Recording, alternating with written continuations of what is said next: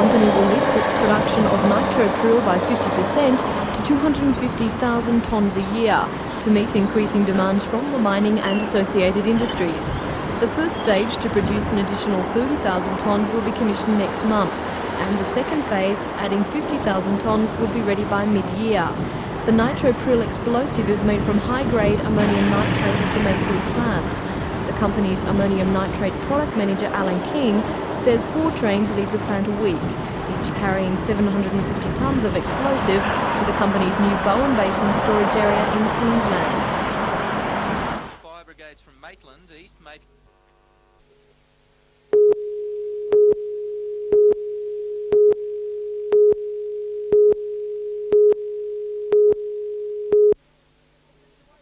Situation at the incident happened after the first heat of the Test series, where the very aggressive Aussie driver John Pine nudged the American driver on several occasions. Pine was cautioned by the stewards, but Pearson decided to take things into his own hands and allegedly attacked Pine on the infield. The matter has been referred to the ASPA, the controlling body of the Speedway, which suspended Yankee driver Charlie Swartz for 10 years following a similar incident in 1980. Pearson and Pine tangled again in the 7th heat, with a local Firebird mounting the concrete wall. Australia won the first test, 40-31. That was very...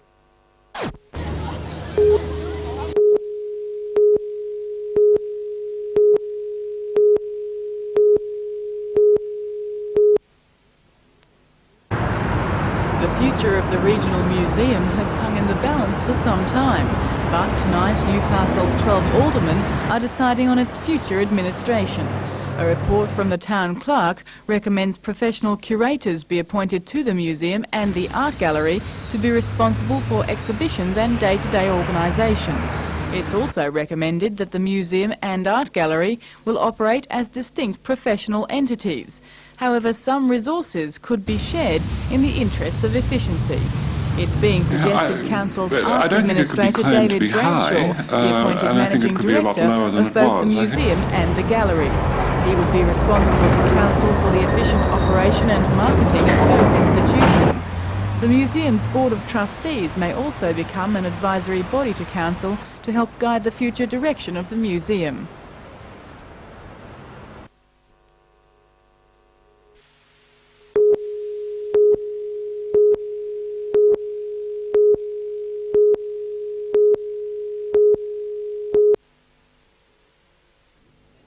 Traditionally, planning for future water needs has been a case of following historic trends on demand, looking back rather than ahead.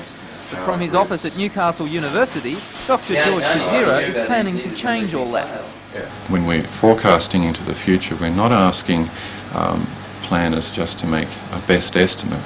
We know that their estimates are, in most cases, fairly shaky. We're also asking them to express in certain ways how confident they are or how uncertain they are about how the future is going to evolve.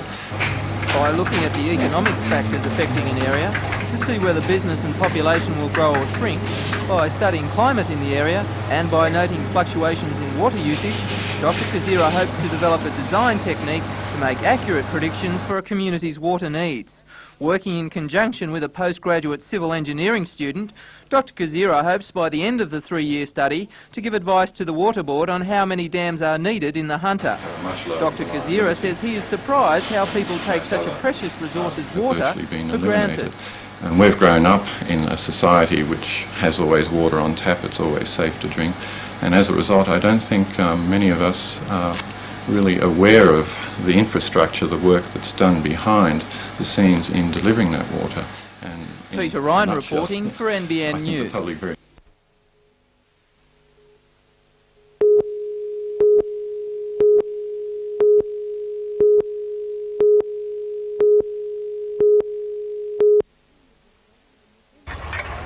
In his report to the Newcastle City Council this evening, Town Clerk Barry Lewis says it appears the only means of making the Richmond-Val Railway Tourist project viable would be for all capital costs to be provided at one time. That means an initial outlay of $2.5 million would be needed. The Town Clerk reports the State Tourism Commission seems to be the prime potential source of capital funding. However, no funds have yet been set aside in the Commission's current year budget. Meanwhile, Council is also discussing the railway bridge at Lenigan's Drive, known as the Tin Bridge. It's feared the tourism potential of the Stockrington to Hexham steam line may be damaged. Built in the late 19th century, it's the last surviving steam railway system in Australia. But Coland Allied plans to take the bridge out, fill in the railway cutting and remake the roadway. Lord Mayor John McNaughton wants the DMR to replace the bridge and remove the filling when a section of Lenigan's Drive is rebuilt as part of the National Highway Link.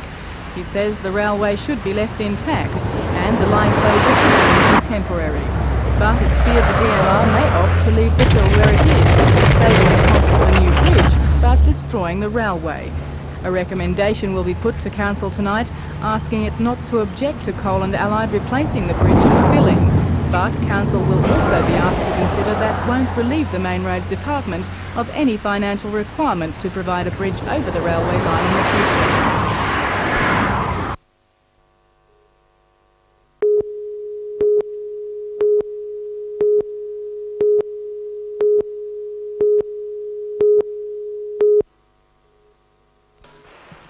A field of more than 300 players took to the Belmont course for the Charity Golf Day, which has become an annual event. Amongst the players were former international cricketer Rick McCosker, as well as a host of local pros. They were competing for $1,000 worth of trophies in both individual Stableford and 4-ball best ball Stableford events. In the past, the money raised during the day has gone to the Belmont Hospital, but this time will go to the NBN Telethon.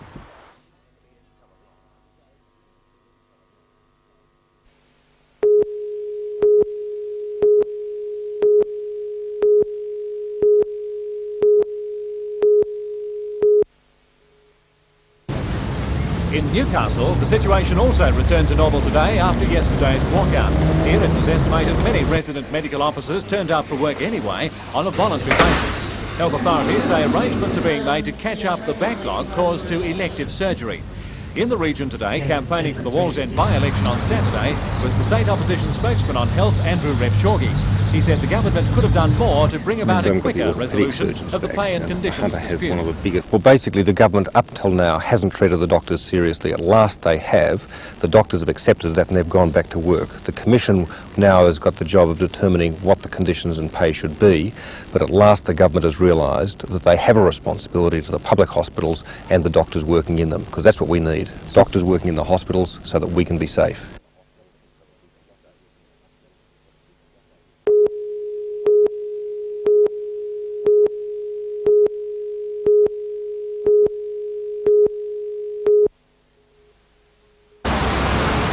long-awaited opening of this newest and most exclusive watering hole marks a new era in the history of Terrigal. The Florida Beach Bar of Peppers on Sea, the Central Coast's only international class hotel, is the first stage of the massive complex to open its doors to the public. The Key Largo nightclub opens later this week. The hotel aims to be fully operational by March, offering guests a choice of 214 rooms, 19 suites, shops, restaurants, conference facilities and a health club. It is intended that a high-speed catamaran will ferry guests from Sydney to Terrigal Haven, and a proposal for a jetty is on public view at Gosford City Council. Also on display there is one of the options to alter the traffic layout around Peppers. Both have prompted objections from residents, water sports groups and fishermen. But dramatic change for Terrigal is now inevitable, says real estate agent David Thompson. I think that Terrigal is going to be very exciting from 1989 onward. I think you'll see a total change of Terrigal shopping village for the better. I think you'll see that a lot of these older buildings being demolished and replaced by modernised, Noosa surface-styled commercial development. In February, this hotel, the Terrigal Gardens Motor Inn, is due to be demolished to make way for a resort-style development. The Florida Keys will offer self-contained townhouses and will be built by the end of September at a cost of $6 million. Opposite is a 3.76 hectare vacant block, which this week sold to a developer for nearly $7 million. Mr. Thompson says the number of Terrigal residents will treble in the next 2 years to reach 21,000. And house prices that have already doubled will increase by another 70% by 1990. But we've just got an example of the Peppers opening here, which is between $80 and $100 million, and I think that for the rest of the commercial centre to change, you're going to be looking in those types of figures. probably say to $300 million. Okay, thanks very much indeed. That's great.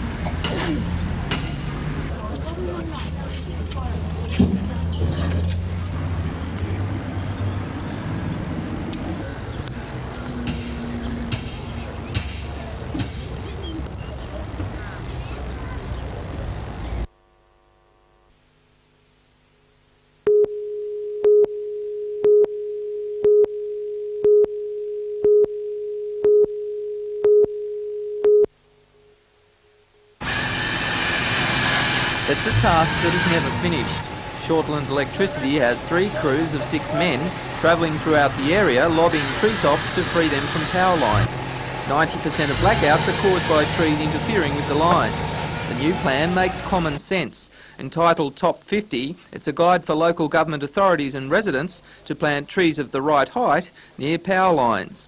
50 species of plants, with an emphasis on Australian natives, are suggested, plus tips on planting, fertilising and pruning where necessary. The brochure is available at Shortland Electricity outlets, selected nurseries and local council chambers.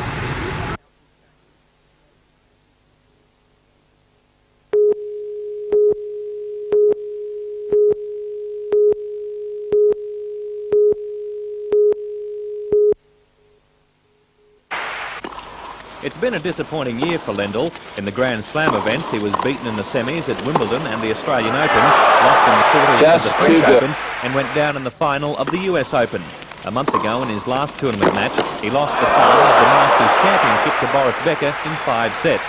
Playing at Salamander will allow Lendl to team up with his coach Tony Roach and play on the rebound A surface, the same that will be used in the Australian Open, which starts on January 16th. Roach has organised the Salamander Bay tournament to give players, including West German Karl-Uwe Stieb and Wally Masseur, match practice for the Australian Open. Lendl says the shoulder that has kept him out of international competition and required surgery is now fine and will not hamper his performance. Lendl was hoping to end the year with a win in the Port Stephens Classic and start 1989 with a victory in the Australian Open and eventually regain his #1 crown. NBN's live coverage starts tomorrow at 2:30 with the first match between Liz Smiley and Jana Novotná. That will be followed by the Lendl-Fitzgerald clash.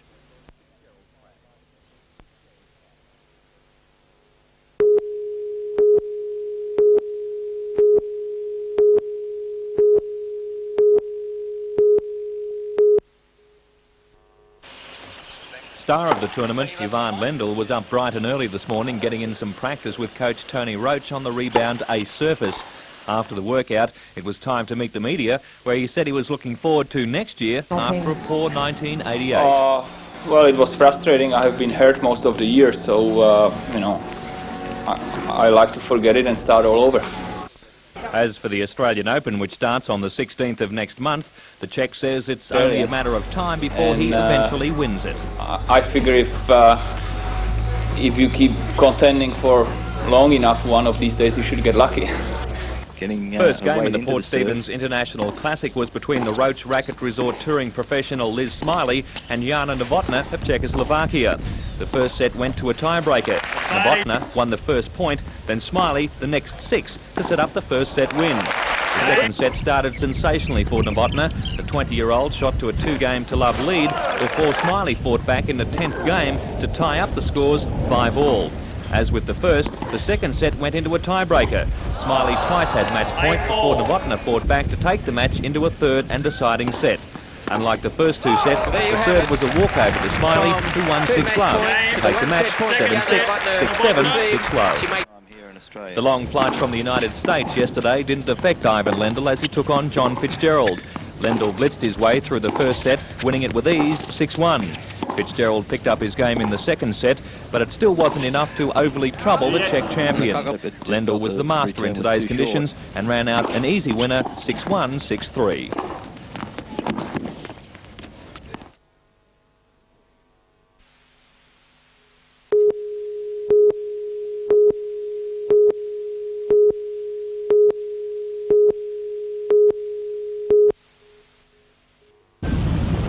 If the standard of competitors is any indication, it should be a hard-fought championship.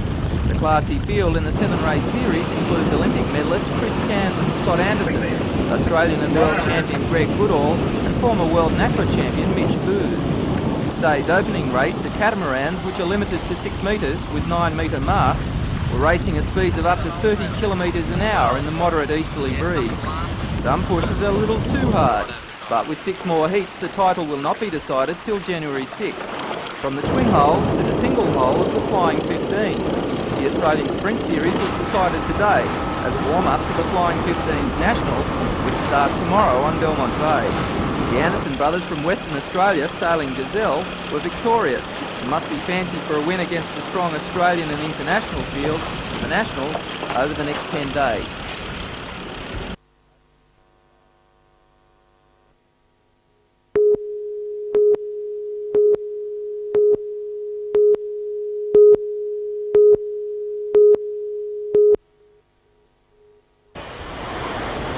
Quite amazing what you can do in an hour on the beach on a public holiday. If it's sunny, you can get a good tan and then cool off with a swim. Or if you've the energy, you can catch a few good waves. But if it's overcast and you're aged between 8 and 16, sand modelling was the pick of the day. At Newcastle Beach this afternoon, the youngsters came well armed, with brushes, spray bottles, as well as a traditional bucket and spade, plus plenty of elbow grease. There were 2 ingredients in good supply: sand and unusual ideas. Competitors were divided into 3 age groups and were given an hour to create their masterpieces. First heat winners were Benjamin Ainsworth, aged 8, with his crocodile, Ben Foster, 12, with a dinosaur mum and baby, and Anthony Cook, 15, with a gladiator. And lined up amongst the bathing beauties was a festive favourite who stood up well to the heat, a snowman. Sand sculptors have another chance to compete in heats to be held until January the 11th. At Stockton, Fingal Beach, Anna Bay, Bar Beach, Merriweather, Redhead, Blacksmiths and Caves Beach. And it will be back to Newcastle for the finals on January the 16th.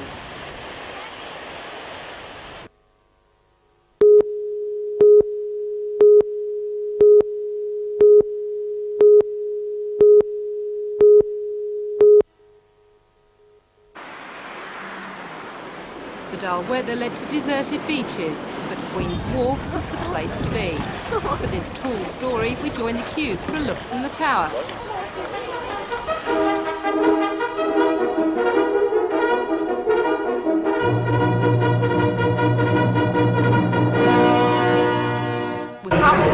Oh yes, it's wonderful. A little bit scary. Who's scared? Me.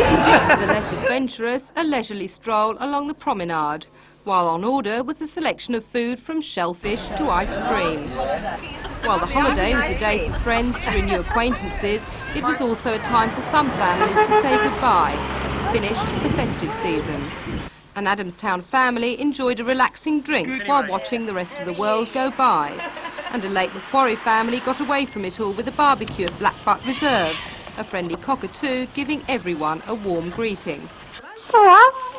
Veteran shoppers made it well worth Garden City's effort to open shop for morning trading, and keeping the children on the right track was this model railway.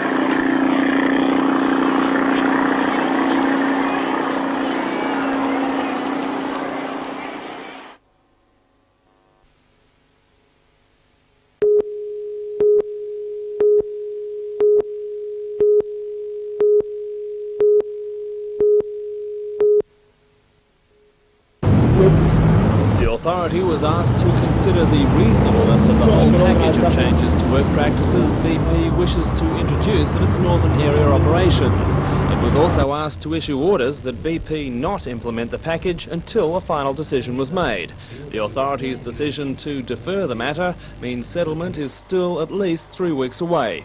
Employees are at work, having given an undertaking to the Supreme Court in Sydney to abide by the LCA's final decision.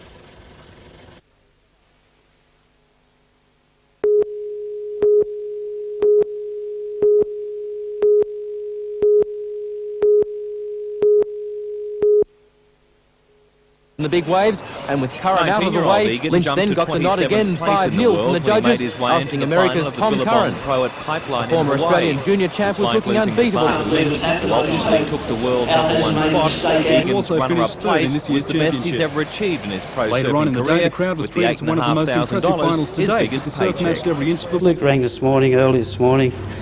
We're really happy with his result. He's really happy because it means that he's in the top 30, and for the coming year he won't have to surf through the trials. On the beach at Pipeline was big wave specialist and 4 times world champion Newcastle's Mark Richards, who had been knocked out in earlier rounds but passed on his experience to his Merewether teammate.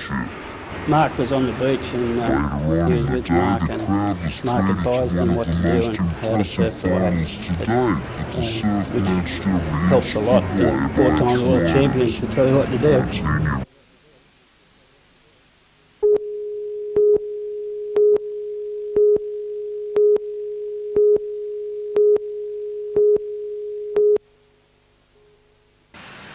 Traditional punishments for young or first-time offenders normally consist of a fine or a time in a detention centre, like this one in Broadmeadow. Sometimes these can act not as a deterrent, but the start to a lifetime of crime. Back in November 1987, a Wyong magistrate devised an alternative in community service, and the dividends have been quick to pay off. To date, 306 people have undertaken community work in nursing homes, childcare centres, bushfire brigades, state emergency services and for local charities. Sergeant Paul Dixon said the offenders have gained self-respect, confidence and sometimes a new way of life. First offence. If you can hone in on the kids on that first offence, straighten them out, then there's a good chance that then they will be a decent citizen in the future. Only 8 who took part in the scheme have re-offended, a dramatic improvement on past figures.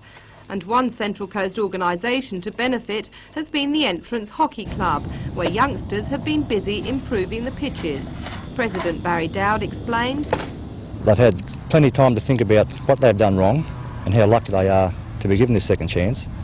And working under some kind of supervision through me, we're getting a lot of work done down here. They feel as though they're helping our hockey club, and you can really see the improvement in the hockey fields. So they feel as though they've done something for the community. They've been, it's helping them and it's helping us."